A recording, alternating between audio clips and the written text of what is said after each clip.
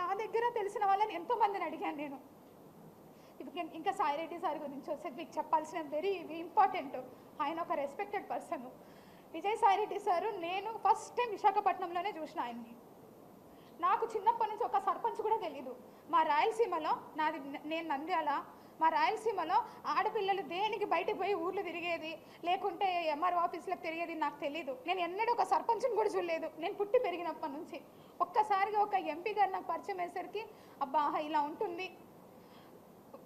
ఒక ఉద్యోగము అంటే చాలా చామింగ్గా చేసేదాన్ని, చాలా ఛాలెంజింగ్గా చేశాను నేను. ఫస్ట్ పోస్టింగ్ కదా ఎగిరి చేసినాం మేము. సో నేను సార్తో ప్రేమ సమాజం అనే ఒక ఇన్స్టిట్యూషన్ ఉంది, అది ఎండోమెంట్ డిపార్ట్మెంట్లో పబ్లికేషన్ అయి ఉంది. సెక్షన్ 6C అంటే ఒక అసిస్టెంట్ కమిషనర్ కంట్రోల్లో ఉన్న ఇన్స్టిట్యూషన్ అది. ఆ సమాజంకి 30 ఎకరాల ల్యాండ్ ఉంది. ఆ ల్యాండ్ అంతా కూడా బీచ్ రోడ్లో ఉంటుంది. అందులో సాయి ప్రియ రిసార్ట్స్ అని ఉంది. ఆ రిసార్ట్స్ వాళ్ళు 30 ఎకరాల భూమిని వాళ్ళొక్కరే ఎంజాయ్ చేస్తూ చాలా తక్కువ అమౌంట్ నాకు గుర్తులేదు, అప్ టు 5 lakhs లోపే ఉంది. చాలా తక్కువ అమౌంట్ని వాళ్ళు పే చేస్తూ ఉన్నారు. అది నా దృష్టికి వచ్చింది సార్ ద్వారా. సరే అనేసి నేను ఇన్స్పెక్షన్కి వెళ్ళాను. అప్పటికే నాకంటే ముందు ఒక 10 మంది ఆఫీసర్స్ చూసింటారు అలాన్ని, కానీ ఎవ్వరు ఎవిక్షన్ చేయించలేదు. నేను పోయినాను, సాయి ప్రియ సార్ వాళ్ళతో మాట్లాడాము. సార్ అన్నారు మేము ఇది వాడుకుంటున్నాం, మిగిలిందంతా కూడా ఖాళీగా ఉందన్నారు. Then I said that sir మీరు అలా ఉన్నప్పుడు మరి మా భూమి మాకు ఇచ్చేయండి, మాకు అప్పచెప్పండి. ఆ ప్రేమ సమాజం వాళ్ళు వేరే వాళ్ళకి అయినా లీజ్కి ఇచ్చుకుంటారు, వాళ్ళు ₹1 బెనిఫిట్ పొందుతారు అన్నారు. మరి మా 2.5 ఎకరాల్లో వాళ్ళు ఆల్రెడీ అప్పటికే 1/4 బిల్డింగ్ వాళ్ళ కళ్యాణ మండపం కట్టుకున్నారు, 3/4 బిల్డింగ్ మన ఎండోమెంట్ డిపార్ట్మెంట్ ల్యాండ్ వాడుతూ ఉన్నారు.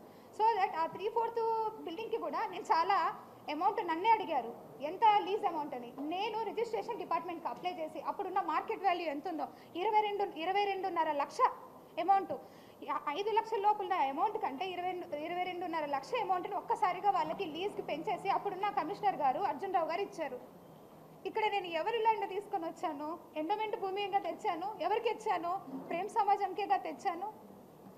ఇది నాకు సార్తో ఉన్న పరిచయం. దాని తర్వాత ప్రతి డిస్ట్రిక్ట్లో కూడా ట్రస్ట్ బోర్డ్స్ ఉంటాయి. ఎండోమెంట్లో ఏమేమి జరుగుతుందో మీకు కూడా తెలియాలి కాబట్టి చెప్తున్నాను. ట్రస్ట్ బోర్డ్స్ కూడా ప్రతి ఒక్క జ్యూరిస్డిక్షన్లో ఎమ్మెల్యేలు కానీ సర్పంచ్లు కానీ లేకుంటే అక్కడ ఉన్న హానరబుల్ రెస్పెక్టెడ్ పీపుల్స్ ఎవరైనా సరే చెప్తే వాళ్ళు ఒక లిస్ట్ ఇస్తారు. ఆ లిస్ట్లో కమిషనర్ అల్టిమేట్ అథారిటీ ఉంటుంది. ఆ అల్టిమేట్ అథారిటీ కోసం సార్ వాళ్ళు కూడా మాకమ్మ ఇవన్నీ కూడా ట్రస్ట్ బోర్డులు ఎన్ని ఉన్నాయో అడిగాను. ఆ విధంగా డిపార్ట్మెంటల్ ఇష్యూసే మాట్లాడినాను సార్తో. నేను ఎక్కడ కూడా నా పర్సనల్ ఇష్యూ ఒక్కటి కూడా చేయించుకోలేదు. ఎవరైనా ఉంటే కూడా అలాంటి ఉన్నా మీరు నాకు అడగండి, నేను చెప్తాను.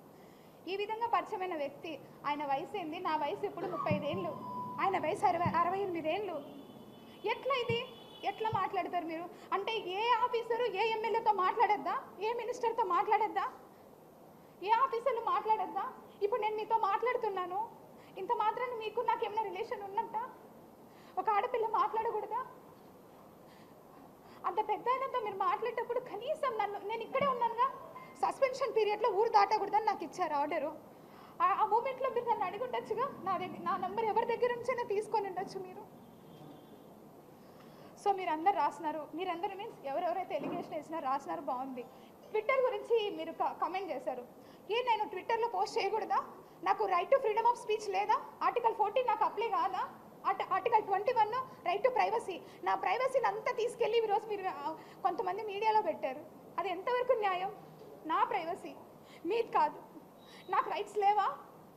కాన్స్టిట్యూషన్లో వచ్చిందే ఎస్సీ ఎస్టీ కోసం, కాన్స్టిట్యూషన్లో వచ్చిందే ఎస్సీ ఎస్టీ కోసం. అది ఈరోజు డిలీట్ అయిపోతూ ఉంది. ఒక గవర్నమెంట్ ఆఫీసర్ మాట్లాడకూడదా? మేము ఏం తప్పు మాట్లాడుతున్నాను? నేను ఏమన్నా ప్రొఫెషనల్ ఏమైనా తప్పు చేశానా? నేను నిజంగా ఆంధ్రజ్యోతి పేపర్ రాశారండి, 100 కోట్లు రాశారు ఆంధ్రజ్యోతి పేపర్ నేను సంపాదించిందని. 100 కోట్లు మీరు ఈరోజు రాసినందుకు మదన్ మోహన్ వాణిపాటి నన్ను 75 కోట్లు అడిగాడు. నేను ఏడికి వెళ్ళి రావాలా? నా ఉద్యోగ కాలం ఎంత?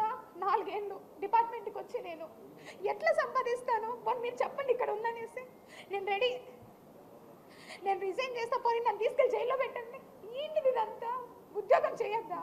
నేను కాదండి, ప్రతి ఒక్క గవర్నమెంట్ ఆఫీసర్ సఫర్ అవుతున్నారు. ఉమెన్ గవర్నమెంట్ ఆఫీసరు, మీకేం తెలుసు ఎన్ని హెరాస్మెంట్స్ జరుగుతుంటాయో? మాకు పొద్దున్న లేయాలా, వంట చేసుకోవాలా, పిల్లల్ని చూసుకోవాలా, పరిగెత్తాలా, ఉద్యోగం చేయాలా, నా ర్యాంకు, నాది గస్టెడ్ ఆఫీసర్ ర్యాంకు. ఎన్ని బర్డెన్స్